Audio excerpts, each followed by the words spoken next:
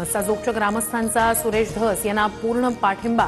धस कुणाला भेटले काही देणं घेणं नाही, धस यांच्यावर आमचा विश्वास, मस्साजोगकरांची भूमिका।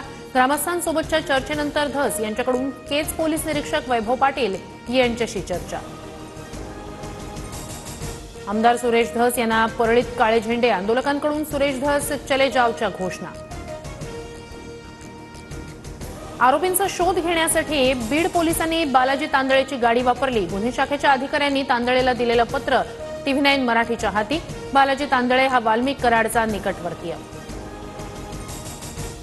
वाल्मिक कराडचा सहकारी बालाजी तांदळेला सहआरोपी करा, धनंजय देशमुख यांची मागणी।